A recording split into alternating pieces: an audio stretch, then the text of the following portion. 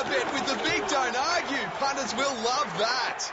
Download our app today and enjoy tackle-busting benefits with great promos, great odds and same-game multi this footy finals at Palmerbet. Gamble responsibly. For Gamblers' Help, call 1-800-858-858. Hello and welcome to episode 444 of Fergo on the Freak. I'm that bloke from Rugby League Project, Andrew Ferguson. You can find me on Twitter at AndrewRLP, unless you feel Gould. And join me as always is the glorious League Freak. You can also find me on Twitter at League Freak. How you going there, mate? I'm going very well. How cool is our new intro music for the NRL finals from Palmerbet? I love it. It's just the best. It's the best. Yeah, you had some drama with the old drama queen. He's such a queen, isn't he? He's an absolute sook. Yeah. A petulant child of the highest order. Yeah. Some guys complained about the number of HIAs in the NRL and saying it was too high, and asked the question: does every head knock really need to be a HIA? And Gus replied with 100%. And usually I ignore most of Gus's stuff because it's just an old man yelling at clouds. And I went, player safety is not something I want to be quiet on. So I couldn't let that go. So I went, heaven forbid that care be shown for players' health and safety. I guess we shouldn't punish all head-eye tackles while we're at it. Back in my day, you jogged off a concussion and then died at the age of 65 with the brain of a 90-year-old with Alzheimer's. Players today are soft. And Gus replied with, there is so much wrong with your statement, it's embarrassing. Jog on. Oh, I won't jog on anywhere. What's embarrassing about being concerned about players' health? And he said, don't jog on then. Stay where you are, but you've bored me now. Enjoy your weekend. So, well, it must be a bit of a change for Phil Gould to bore somebody else. You know, that's what he normally does, and now he's been bored. Now he knows how we feel when we hear him talk. Exactly. So I replied with, typical, if you don't have your echo chamber to tell you the sun shines out of your backside, you run away from a genuine and serious discussion because you believe you know better than everyone else. Your rhetoric has been boring for a decade. Enjoy your weekend. Yeah. And then he blocked you? And then he blocked me after that, yeah. Yeah. He blocks everyone. Look, I've never fucking tweeted Phil Gould, hey. I might have, fucking 8 years ago, just saying something about the Panthers, just something normal, you know? Like it was a good win or something, I don't know. He's had 4 or 5 different accounts since then and has blocked me on every single one. Yeah, so he actually blocked me back in 2018 after he went on about Lewis Brown, and I think it was when Lewis Brown announced his retirement, and someone replied with who, basically, just being a bit facetious, but nothing sinister. Yeah, and Gus replied with basically, he played this many games, he played for his country. How many games did you play, at this same level? Yeah. So I replied with, how many NRL games did you referee? You can't just credit people who criticise players on the grounds that they haven't performed at the same level, while at the same time you're doing exactly that in regards to refs. Yeah, I remember that one. Yeah, you blocked me there too. Yeah, no shock. I just can't imagine being the sort of person that whenever they get any pushback on anything they say, they just block. It's really weird. I don't get it. But I think the thing that's disappointing for me is I didn't get a chance to call him a fucking idiot. Yeah, well... I was actually being rather civil. Yeah. That sort of disappoints me a little bit. I'd rather be blocked for being a dickhead. Oh, look, he would probably use that as an example why it was a good idea to block you, whereas as it looks, he comes across as just being a petulant fucking drama queen, which is, I'm just going by his history. He's everywhere. Yeah, he really is. He's Karen. I'm surprised he didn't ask to go and see my manager. Yeah, exactly. Now, something else that came up during the week, and it was media related, was there was apparently some featured on, I think it was Channel 7 about Mario Fenech. Mario Fenech is suffering with, I believe it's dementia or the early stages of dementia. Yeah, now, memory loss. Yeah. Now, look, I didn't watch it. I don't watch mainstream TV. It's not mainstream. It's corporate. It's not mainstream. Yeah. And So I didn't watch it, but I saw a lot of people reacting because there were a lot of quotes coming out of that about his treatment during his time on the Footy Show, and the general thing was, all they did on the Footy Show was make fun of him, and then I saw, of course, people on Twitter, all they do is they turn it into everything's racist, and so it was racism against Mario Fenech. And look, I used to watch the Footy Show every single Thursday night up until it started to kind of lose a bit of steam, and just things, things moved forward from that point. You had more options of things to watch and stuff like that, and it just got a little bit old. It was around the time Matty Johns got on there, actually. And then it really petered out after that. But all I could think of was like, the Footy Show was making fun of Mario. Is that the show with the guy that was bald with the big nose and the red-headed guy that was fat that they used to blow up stuff behind and pretend animals were shitting on, and they'd feed them all chili? And is that the one with the big dumb front rower from Newcastle that they made him sing "That's Gold"? And is this the same show where they had, an Australian front rower from the early 90s, late 80s, and they dressed him up in women's clothes all the time? Is that the show we're talking about, where they made fun of everyone, every single person on that show? And so I just thought some of the comments were a bit stupid and not really thought out. Like, I watched the Footy Show, and I'm not saying that they didn't take the piss out of Mario Fenech, because they did. They took the piss out of everyone. Every single person that went on that show had the piss taken out of them. And I just thought that it was time that somebody actually said that, Yeah, a bit of common sense is required. It really just a bit is. Of balance. What didn't they do to Fatty Borton? Like, can you think of a single thing they didn't? They put him in a dark room and said that they were putting spiders on him and stuff. They blew up a thing behind him. Remember the wheel? He'd spin the wheel and stuff, and he'd win prizes. They blew it up like 3 or 4 times. They dropped slime on him. They did everything. Yeah, it was immature horseplay sort of stuff. Yeah, and it happened to everyone. So let's not pretend that it was targeted at just one person. I feel sorry for Mario Fenech. I hope that his health improves. I hope that he gets all the treatment he needs.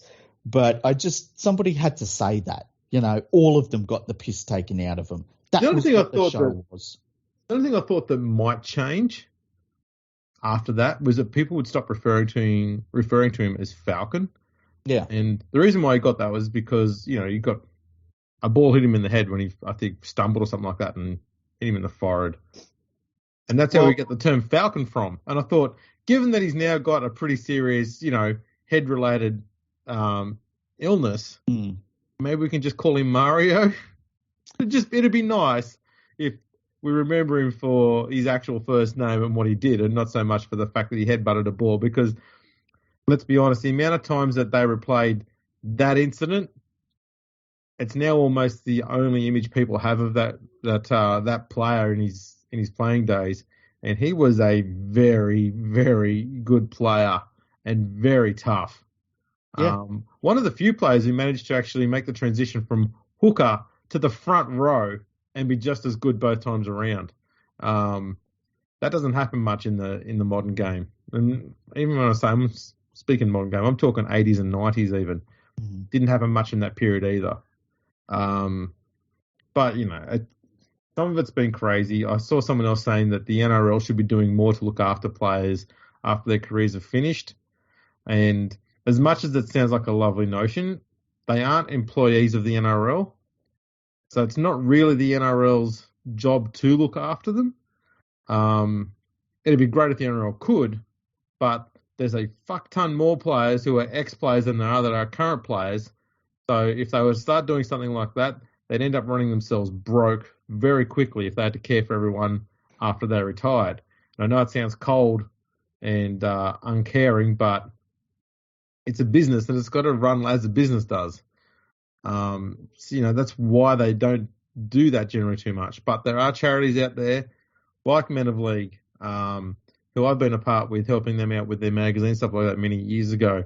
And They do phenomenal work, and the more people and businesses who donate to Men of League to help them do the work they do, the better, because they can help Mario and stuff like this. Not just financially either, but getting him in contact with, the right professionals, all that sort of stuff. They've got networks everywhere. The work they do is unbelievable. I can't speak highly enough of Men of League. Yeah, they're great, and they're there for former players, and they give them a lot of support in all sorts of areas. The other thing I would say is that Mario Fenech made plenty of money out of rugby league. Of course. And he apparently doesn't regret it. He said he'd do it all over again, which I think the vast majority of players would. Of course they would. I would say that there was probably very few players that get to be in, like, say, their 70s and they're dealing with health issues that would say, I wish I didn't play rugby league, because, it's what a lifestyle, what an experience that it has given those players. But, yeah, like, players get financially compensated, and, Mario Fenech made a lot of money out of rugby league. Yeah. And had, quite a career afterwards as well because of it. Yeah. And look, it's not trashing Mario Fenech. It's just, I think that there needed to be some sort of perspective on the whole thing. Yeah, just a bit of balance. Yeah, he made plenty of money out of rugby league. He was one of dozens of regulars that were on the football show that got the piss taken out of them every single episode. And yeah, hopefully he gets looked after from this point on. And can I just say, as a kid watching Balmain versus South games as a Balmain supporter, I hated South and I hated Mario because he was always picking on Benny Elias. You know what? I loved your work, Mario. I don't know what's changed in me. I don't know why I don't feel the same towards you now about your incidents with Benny Elias. I heard a story once about Benny Elias biting his own hand in a scrum, then reeling out of it and complaining to the referee that you bit him and he got a penalty and you got sent off. Fuck that guy. Yeah. You're a better human than that. I always heard that Mario Fenech really did not like Benny Elias, and he was under the Benny hate before any of us were. Yeah, he was smarter than the rest of us, Mario. He was driving the train on that one. Yep. But yeah, it's hopefully he gets all of the help he needs, and absolutely. What else has been going on? Well, there was a little bit of news during the week. I thought leading into last week's finals games, the news that come out, and I don't know if you'd call it news or what, but somebody within the Parramatta club released to the media that there was a report done about the coach, and that there were the players and people within the club felt that nepotism ruled within the Parramatta Eels club, and that there needed to be changes. And I was like, man, this is really weird. First of all, they've done a review of the club before the season's finished. Like, that makes no sense. And then that it was being revealed to the media by someone within the club, because it was a confidential report, during the lead up to one of their biggest games, probably in the last, since 86, let's say that. And I just found it all weird. And then I found out that this report was put together by Nathan Brown. And hey, well, look, they got what they paid for. They got what they paid for, Andrew. If anyone knows anything about nepotism, it's the bloke who threw his own daughter under a bus to save his own career. Yeah. Imagine getting Nathan Brown to review anything. Like, unbelievable. But that was interesting to me. Another story out of Parramatta. Why would you be getting Nathan Brown to do a report on your own club? A club that's been more successful than Nathan Brown's ever been as an NRL coach. Ever. Why? I don't know. What's he going to give you information on? All he's going to do is come out of that going, fuck, I wish I knew this stuff. It's the Tim Sheen scenario, and it's the scenario I've always talked about, is that these former coaches, they come in and they say, you know what, current coach isn't doing the job. You need somebody like me. That's what you need. Parramatta hired him, though. I don't know. Whoever it was at Parramatta that hired this dickhead to come in and do this is the one person they need to get rid of, because that's probably the one person that's stopping them from winning a premiership right now. Yes, and then like he gives you a report that reviews the club, and I'm looking at it, I'm like, dude, the season hasn't finished. You sure you finished this report? You know, what the fuck? I found that's very strange, yeah. But anyway, then there was a report that came out these last few days where if the Parramatta Eels win the premiership, Mitchell Moses becomes $1 million play because of incentives in his contract, which I thought was kind of a strange sort of clause in his contract. I know some players do have those incentives, but when you're a highly paid player and probably overpaid, I think it's fair to say, and then you can go up into that absolute top tier of paid players in the game. I just thought that was a little bit strange. Yeah, it seems a bit weird. Yeah. I dare say Parramatta put that clause in there to say, you know, if you can steer us to a premiership, you will be the one who benefits from it. And I suppose that they use it as a motivational tool to get players to, you know, perform at a more consistently high level. I understand that perspective, but you've got to be careful when you do that. It's okay if you do that and you're at the West Tigers. You know, that's safe money you don't have to spend. You know, Parramatta, it's a team making the final. You go, oh, geez, you know, it only takes one or two, you know, fluky wins and fuck, we've won the title. Yeah, it's exactly. going to cost us. Exactly. So careful throwing those clauses around. Yeah, I found that interesting. Another little bit of news that came out last night while Australia was sleeping, and I wasn't. I always keep a visual, you know. I always make sure that I'm like your eye on the coastline at all times. I'm like Batman in a way, except far, far, far more manly. So and far less batty. Yeah, look, there's less of the bat stuff, dead parent stuff. It's more just being awesome, you know. So in England last week, remember John Bateman? Remember that? Yeah, I remember John Bateman. Yeah. Anyway, so he's gone back over to his little town in England, and last week in the semi-finals, he knocked out Aiden Caesar, knocked him out cold with an illegal high shot, and knocked Aiden Caesar out of this week's Super League Grand Final between Leeds and St Helens. Anyway, so we got Leeds and St Helens. Oh, what a change! Yeah, just for something different, hey. Carry on. So anyway, it's Leeds' first grand final appearances since 2017, 2019. No, who cares at this point? But anyway, so he gets suspended rightfully, and so the Rugby Football League, they decide that they're going to name him in the England Knights team heading into the World Cup, which of course he can't play in.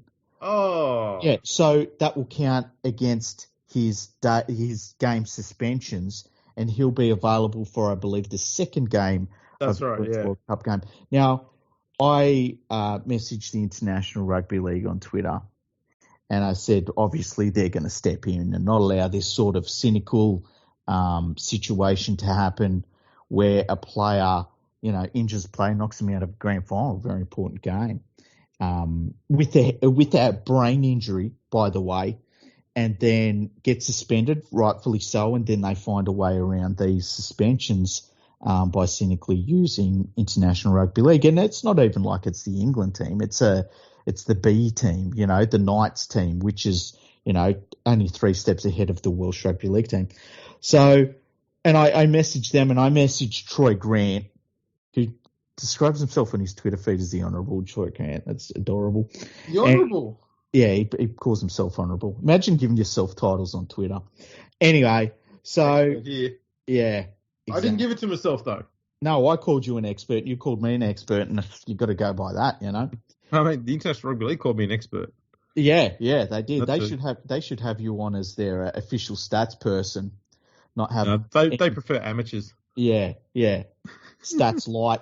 So anyway, I messaged Troy Grant in the same tweet and said, "Listen, obviously you're going to step in and fix this in between being very important. So let's see what happens there. I don't expect anyone to step in and fix that because the people that run International Rugby League are just fucking posers." Maybe Penrith should have got Taylor Made to line up for some team in Wagga or something like that. Well, look, we all know the story about what Blocker Roach did when he got suspended leading into a finals game. Yeah. It flew over to England. Idea. Yeah, it was a great idea, but that's when they changed all of the suspension laws in rugby league, so you couldn't flout the rules.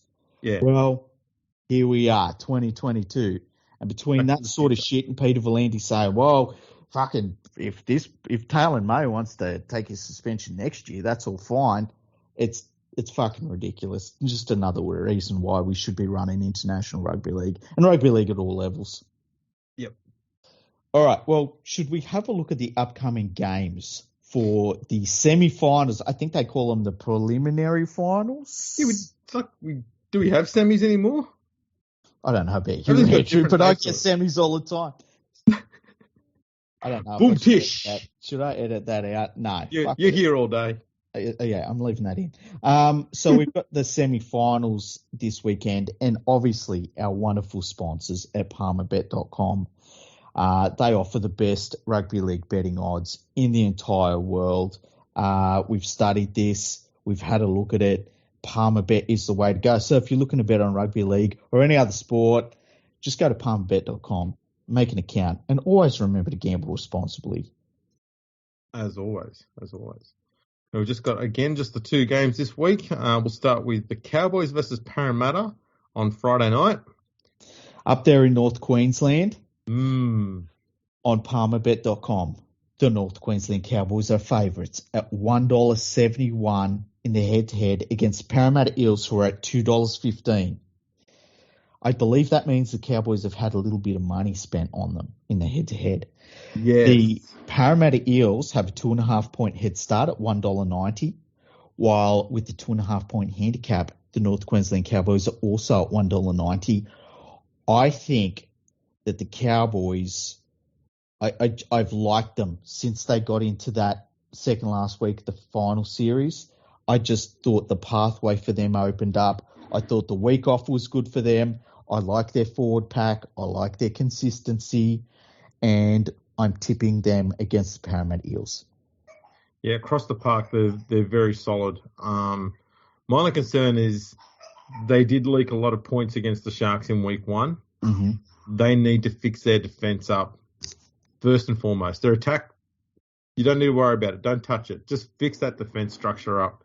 Don't let so many points through. There's next to no changes to these sides. I think Granville comes onto the bench. Mm-hmm. The extended bench. Mm. So he might get his way into the side. I doubt it, though. Parramatta have got Bryce Cartwright replacing Makatoa on the bench. Now, I've been thinking about the Parramatta Eels pathway, right? They played a lot of full-on games leading up to the finals. They come into the first week of the finals, Penrith just teaches them a lesson. Next week, the finals, they're at home cheering in front of all their fans and stuff. They turn up, and it's a non-existent Canberra Raiders team. It was like a comedy by the Canberra Raiders. They rolled through. Yeah. And we now have the famous Jordan Rapana game we can always reference. Now they've got to go up there to North Queensland in front of a full house up there in North Queensland that will be 99% behind the local team. If they can win this game, it's a pretty epic journey for the Parramatta Eels. Do the Parramatta Eels have this epic journey within them? We're going to find out. I'm tipping the North Queensland Cowboys. I'm going the Cowboys too. I think Parramatta's played a lot of semi-final quality football in the last 2 months. Mm-hmm. And for me, it's not really too much about what's going on the field. I'm just worried that it's going to be taking the toll on the team soon and the losses around the corner. So even if they were to win this game, I could not back them in the grand final. I just think that they've got to be getting close to running on empty. But what they've been doing on the field, though, has been pretty solid. Mm-hmm. The defense has been really pretty tight. It got exploited by Penrith, but let's be honest, Penrith were playing it's probably some of the best football they've played all year against Parramatta. Mm-hmm. And they didn't skip away to a massive scoreline either. So Parramatta were defensively not doing too bad against the best team in the comp in probably close to their best form of the year. Parramatta weren't too bad there. They were off the pace, but not by too much. They basically had a bye last week. Let's be honest. Yeah, that's like what I've been thinking about this. What can you get out of that Canberra game? They got the job done, right? You can't. Probably more the fact that they did it comfortably, which means they didn't have to smash themselves too much. So maybe they have done enough in that game alone to sort of rest a little bit, if such a thing could be said. But, they didn't have to play hardcore for the full 80 minutes. Just had to get through the first half just to find out where they were and then cruise through the second half. Yeah, and look, I've been saying I want to see them win a game that matters, and that was a game that mattered, and they won it very, very well. So that's a good thing. It's going to be really interesting to see how they go against this North Queensland. I feel as though this North Queensland pack might be really well suited to handling the Parramatta Eels pack. I think that the North Queensland Cowboys pack is bigger. I think that they are very mobile. I love their back rowers. Their back row is amazing. It's just amazing. I mean, look at the bench too. That's where a lot of these games are going to be won now. And Cowboys have got Tabuai Fidau, very fast, explosive ball runner. You can put him anywhere in the back line. Mm-hmm. And then you've got Luciano Leilua, Cohen Hess, Griffin Neame, three big bodies there, and three good line runners too, in the middle of the field. And Parramatta's got Bryce Cartwright, who plays around that Gareth Ellis corridor, and more sideways than straight. Yeah. Jacob Arthur, who's a half, and basically Oregon Kafusi and Murata Niokoro, both more back rowers than they are front rowers. I know they can cover both, but it's a smaller bench, and so there's more pressure on Campbell, Gillard, and Paulo to do more work on the field, and Madison as well. And when they're already up against McLean, Cotter, Tormalolo, it doesn't look like it's a fair battle there in the forwards. And that, I don't know, if they didn't have a problem with nepotism, they'd probably drop Arthur and put a forward on there. But nepotism. By the way, is there any football club on planet Earth that isn't ruled by some level of nepotism? Like they all do. How can you see there's an issue with nepotism? It's not like Brad Arthur only had 17 children, and look, they all play for Parramatta this week. Yeah. It's like if you say 16 other players there who are not related to him, for fuck's sake. You say people within this club like to give jobs to people they enjoy working with. That's unbelievable. Bunk it. Yeah. So look, it's going to be a really, really interesting contest. Obviously, the Eels need to move this big North Queensland pack around. Reid Marnie is going to be key. I think he's the key player in the whole game. He needs to absolutely dominate at a dummy half. Yeah, very sharp out of dummy half. Need probably also need Penasini and Opachik to run a little bit wider. Try and drag those Cowboys forwards away from the middle of the field a little bit. And Gutherson needs to be lurking around everywhere, trying to get some second phase play going. Ask for offload, shit like that. Try and get that defensive line staggered and broken up a bit. That's going to be something that he really needs to do. I was worried about Moses last week, but he handled himself really well after that head knock he had in week 1. So I don't think he's going to be a drama here. Be interesting though. He's got a kick. Yeah, his options for kicking to the corners to his wingers aren't great, especially when you've got Kyle Felt defending on one side. Yeah. So I'd like to see him take the line on a bit more. I think that they will do that thing where you kind of kick, a third of the way across the field. Yeah. And try and avoid their backs, because the Parramatta forwards, I just think, will be better suited to that sort of, getting the ball before the North Queensland Cowboys forwards are. Probably trying to isolate Hiku a bit with his kicks. Don't kick to Holmes, because, obviously Holmes has played fullback. He knows how to handle that stuff. Kick to Hiku. Yeah, and look, if Parramatta can get through this game and win it, they're going to be in a pretty damn good position, because they'll have known that they've got through 4 weeks of really hard footy, or 3 weeks of really hard footy, plus the weeks leading into the finals, and they'll be coming home, and they're going to have a lot of Parramatta fans that'll And I'm not saying that they don't have Parramatta fans that turn up now, but they'll have a lot more that'll be there on grand final day if they get through this. So, really interesting matchup. The over-under for this by Palmerbet has been set at 42.5 points. I think that they will go over that. It's at $1.90 for over and under at 42.5. I think you might be right, I wouldn't be surprised if there's a fair few points scored in this one as well. Yeah. It's going to be an interesting one, though. It's hard to actually be confident one way or the other in it because you don't know if Parramatta will keep that roll on going or whether the Cowboys will just be that little bit better given they've had a week off. Yeah. And look, the teams have worked out how to do the week off. But you always worry about the team having the week off and then they walk into a team that's just, been eating raw meat for the last 2 weeks. And there's the possibility of that happening. But keep in mind the North Queensland Cowboys played that extra time and then Golden Point against the Sharks. So that week off will have done them good. Absolutely. Look, I feel the same about both these games. Hey, I kind of am leaning one way, but you would expect to get to this point of the year, everyone can win these games. Absolutely, especially this game. This game is really up in the air. As for the next game, Penrith versus South on Saturday.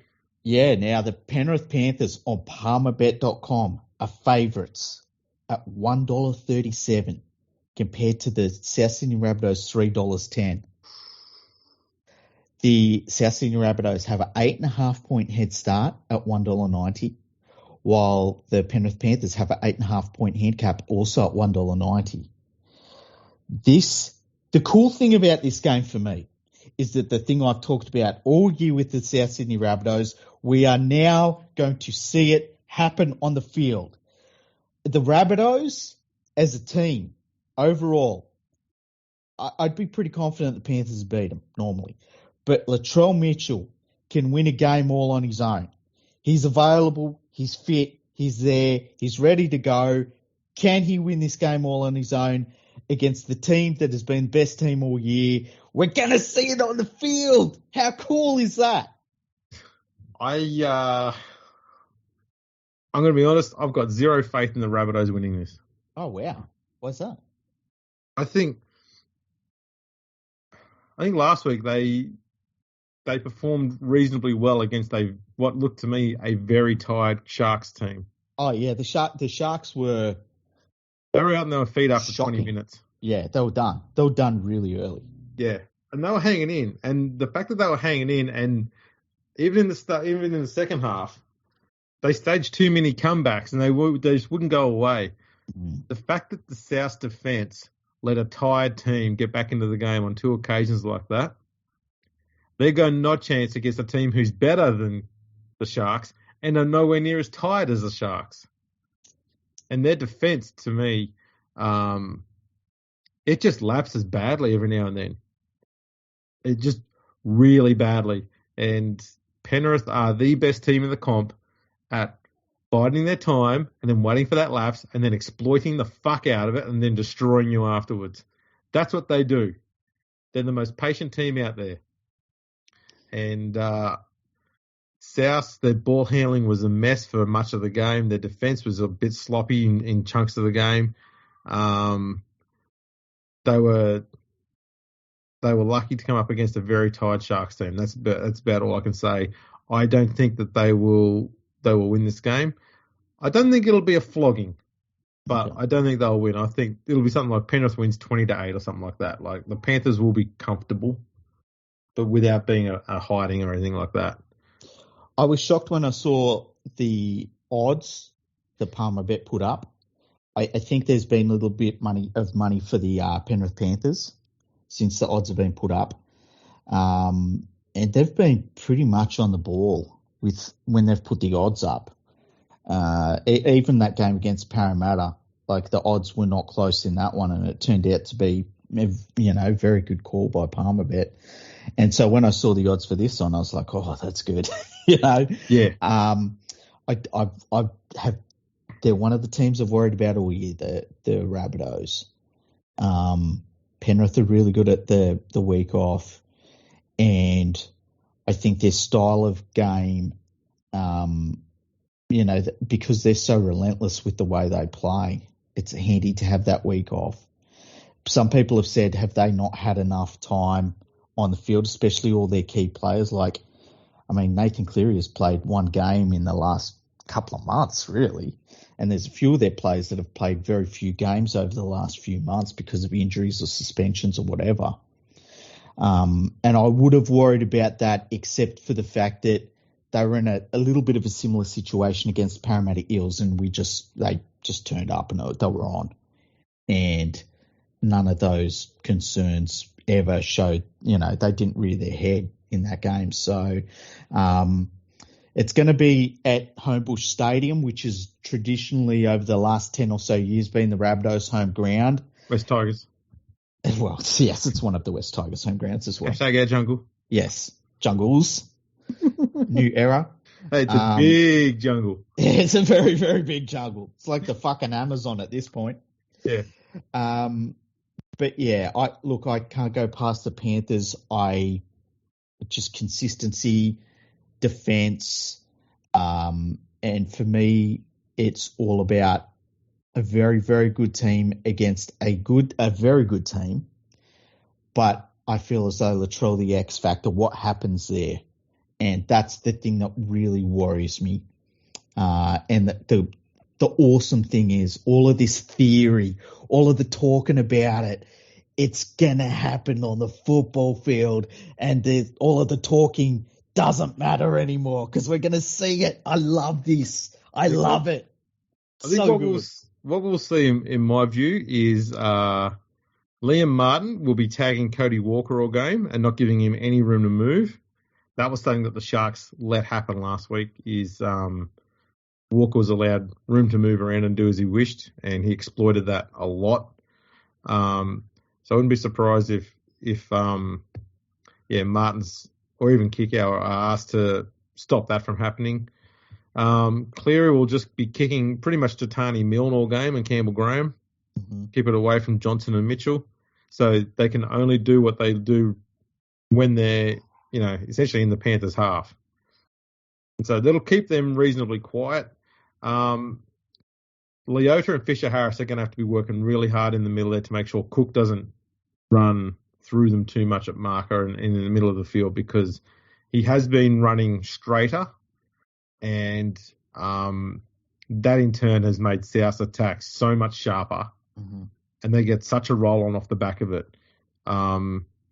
So they need to try and keep him quiet somehow. I suppose the advantage is Coruscant's back this week as well for the Panthers, which is a huge in for them. It's interesting. The Bunnies too have a pretty big bench, so they're going to be trying to bash their way through the middle as much as they can. Panthers' defense in the middle has been generally pretty rock solid all year, so it's a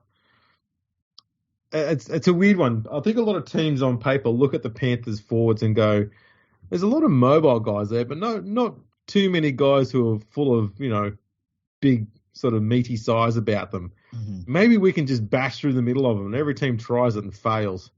And I worry that South might have fallen into that trap as well. Yeah, because they're not huge players in this Panthers pack, but they play like they are. Yeah, I mean, Martin and Yo, for example. Yeah. They just, man. And Leota just, he just smashes people all the time. Absolutely. Even Fisher-Harris isn't built that solidly for a prop. I think a lot of people look at him, and think maybe he was more of a second row than a prop. Mm. But, man, he runs so hard. His tackling technique is just so spot on. Love watching him play. Yeah. So, I'm going with the Panthers here. Look, I've got a fact for you, and that is, ever since my daughter's had a Panthers jumper, the Panthers have never lost a game. Oh, undefeated. Undefeated. Yep. It's going to be such a cool game, and like the revenge factor for last year's grand final is definitely going to be there for Souths. That's one thing to keep in mind. I just can't wait. These are the games that, if you don't enjoy these games as a footy fan, you're doing footy fan wrong. Well, that's right. It's like, this is going to be amazing to watch, and one of these great teams is going to go through the grand final, and oh man, it should be a massive crowd at Homebush Stadium. I wouldn't be shocked if there were more Rabbitohs fans there, because they do have a bigger fan base overall. And man, if they can beat this great Panthers team, it's going to be an absolutely epic season for them. Just making the grand final, because this Panthers team, they've ticked so many boxes along the way. But yeah, it's hard to not tip the Panthers. Just going on, like there's so many things to go on. The Rabbitohs have a couple of injury concerns as well. They also won't have Thomas Burgess there because he's suspended. And against the Panthers, I just think any time you've got any sort of weakness in the pack, it's not going to be a good thing. But I think the overarching thing for this is, what will Latrell Mitchell do? And what can he do to this Panthers team? This might be the game where we look back and say, remember that game Latrell Mitchell had where he went from being a superstar to something different, something more. Yeah. So I just can't wait for this game. I know a lot of Panthers fans are nervous. I don't get nervous going into games like this. I just get pumped, because for so many years, if somebody had said, would you take a semi-final loss, I would have said, book me in for that. And so to just have my footy team involved at this point, it's like, oh man, this is great. This is exciting. Yeah. Now, I'm going to ask you a question now. Obviously, it's unprepared, but while you've got the Palmerbet website open, do they have a market there for the Super League Grand Final? They would do, yeah. Let me go to it. Okay. We could do a preview briefly on that one. Okay. Okay, here's the market for the Super League Grand Final. So it's St Helens versus Leeds. Yep. By the way, did you see the crowds for their semi-finals? No, I've not seen much of the Super League this year, unfortunately. What was I think that the crowd for St Helens was like 13,000, and I think it was 12,000 for the other game. Really? Yeah. And and they're at their home grounds. I wonder if that's been impacted by the passing of the Queen, though.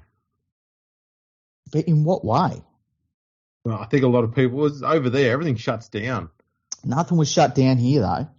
Like, the games were open. Everything was open. And I'm talking about in England. That's what I'm saying. Like, it was on a weekend. I know, but I think a lot of people have the mindset that, because she's passed away, everything's going to be stopped. So they just probably wouldn't have thought of going. Look, it's possible. I put the message out there because I was shocked. I watched the game. I actually watched the game. And I was shocked. And I was like, why isn't this... I mean, the stadium was nearly half empty. It's only a small stadium. It'll be nice when it's finished. Yeah. But I asked about it online, and the thing that I got back was that English fans don't like the idea of paying for a season ticket, which is very expensive over there, much more expensive than our tickets, and then having to pay for finals tickets as well when they can save up to possibly go to the grand final. They also said that it being on TV was another factor. And then there was also the factor of where the game is over there at the moment. Like, it's not in a good health at all. But yeah, two semi-finals matches that were just, I mean, if you combined the totals, they're still, if I said that it was 24,000 for a semi-final over there, you'd go like, oh yeah, I guess that's a pretty good crowd. You wouldn't be jumping up and down about it, would you? Well, no. I think States have been averaging between 10 and 17,000 for most of their games for the last several years. So to get 13,000 for a finals game seems like something else is at play.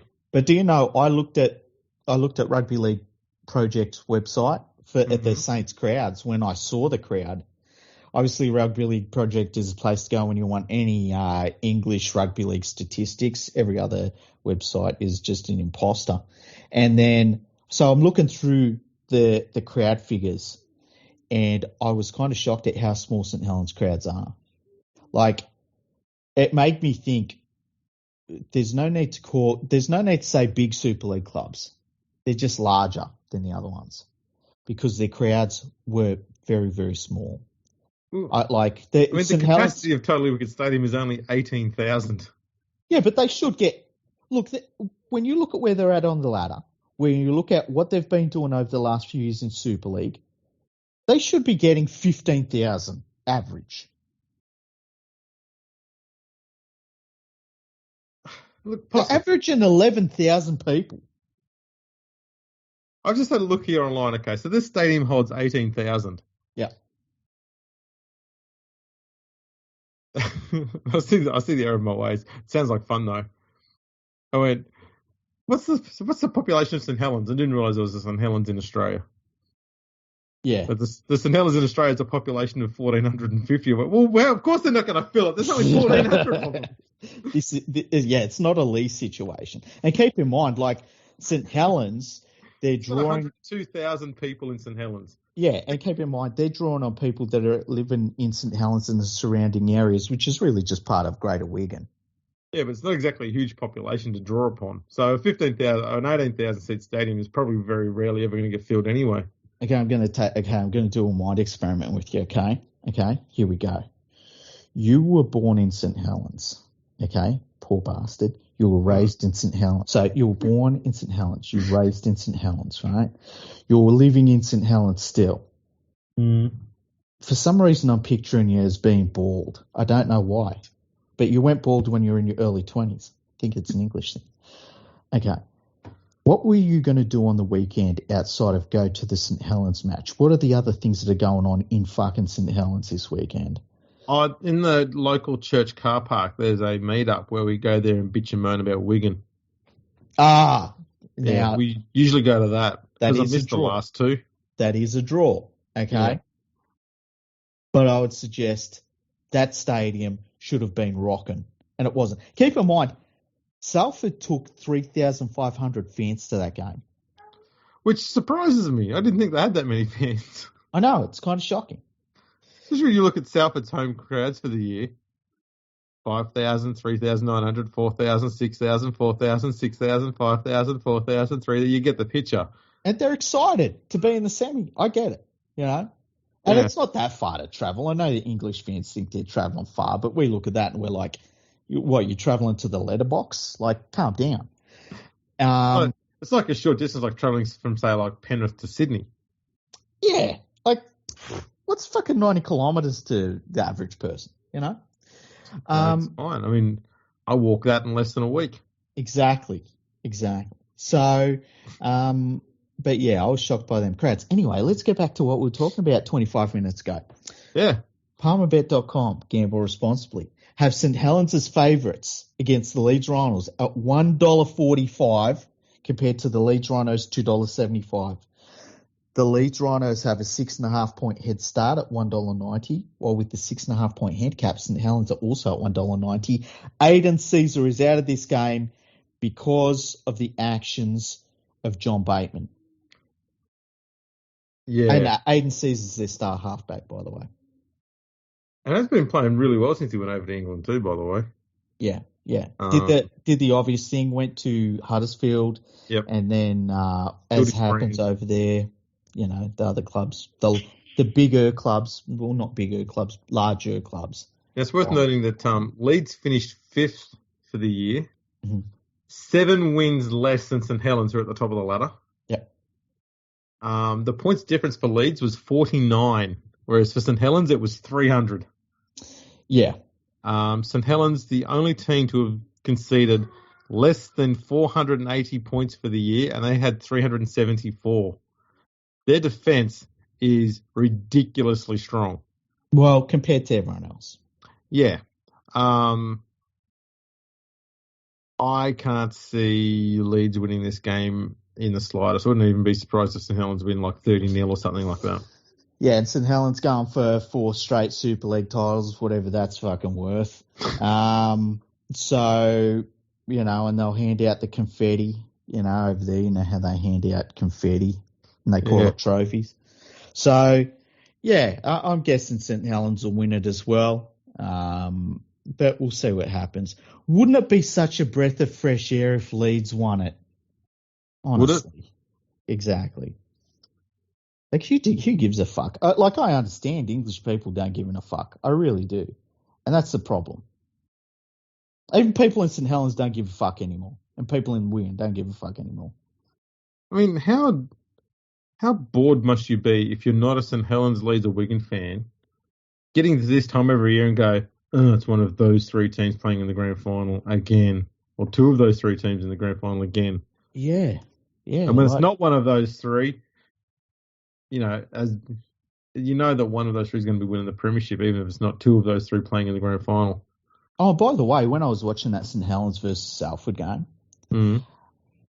Salford got screwed. I heard about this. It was a screw job. There was a blatant penalty try that should have been given. Yeah. Where there was a kick put through and the Salford player that was run through, they grabbed his shoulder from behind. And the guy got 10 in the bin, but it's like, that's a penalty try. By the book. Didn't give that. And then there are a few other things they didn't give penalties for. And look, Salford had their opportunity. They didn't take it, but they weren't helped in that match. It was very, very poor officiating. Screwed, man. Are they like the West Tigers of the NRL, of the Super League? Yeah, except they were screwed by an external force rather than the internal screwing that the West Tigers do to themselves. And in finals football. Well, yeah, they were playing finals footy. Yeah. That makes Salford better than the Tigers. Just think about this. The Salford Red Devils are much, much, much more likely to make the finals than the West Tigers. Yeah. Yeah. Jeez. Bad place. Jeez. We're in a bad, dark, sad place. Yeah, it's called Concord Oval. So they're all of the big games of Rugby League this weekend. So we've both gone North Queensland, we've both gone the Panthers, and then we've both gone St Helens. Yep. Well, we'll see how we go, eh? Yeah, I'll try and get around to watching all 3 games this week, which would be a nice change. Yeah, I'll definitely be watching all 3 games. So I will probably do a review after the Panthers game, just because I'll just be pumped either way. Like, I could be very disappointed though if they lose. So we'll see what happens there. But it's going to be an interesting weekend of footy leading into next weekend, where we have the big one, the grand final. Yeah, as people often say, the big dance. The big dance. We're going to the big barn dance, Ma. Oh, that reminds me. There was an article in the Channel 9 media, I think it's today, where they were saying that the Parramatta Eels fans are channeling the Last Dance documentary. You know, that Michael Jordan made documentary where Michael Jordan says how good Michael Jordan was.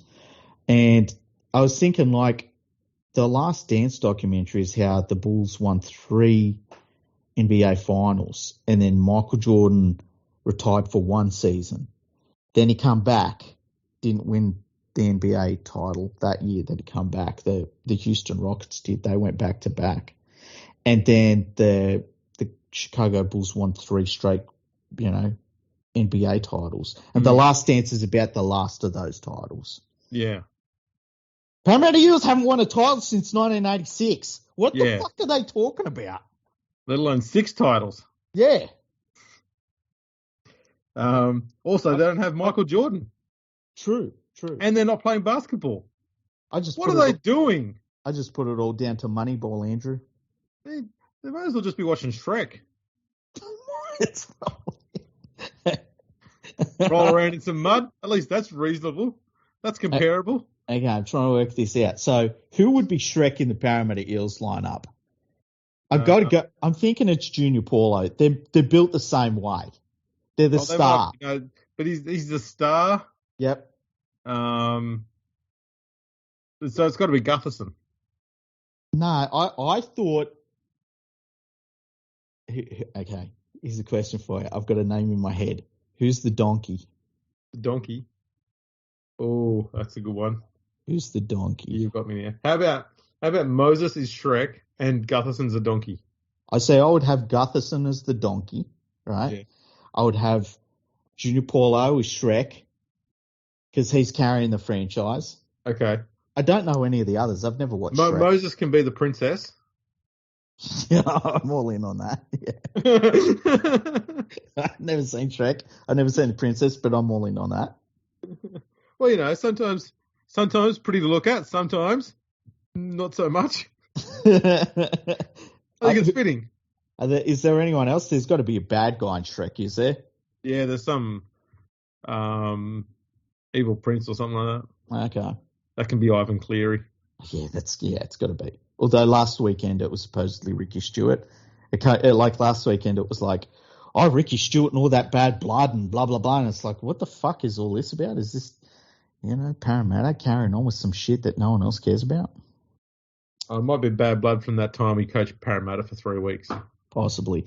Did you see Ricky Stewart said that if they didn't have injuries, they would have been a top 4 side? Canberra Raiders. Yeah, look, if the West Tigers didn't have shit players and atrocious management, they'd be in the top 4 too. I mean, What's your point?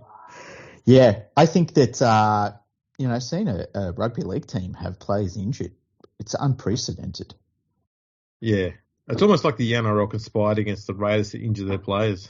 Well, they did. I heard that guarded dogs. I heard that 15 other NRL clubs, they were going out of their way to try and beat the Canberra Raiders this year, which is disgraceful. No. Yeah.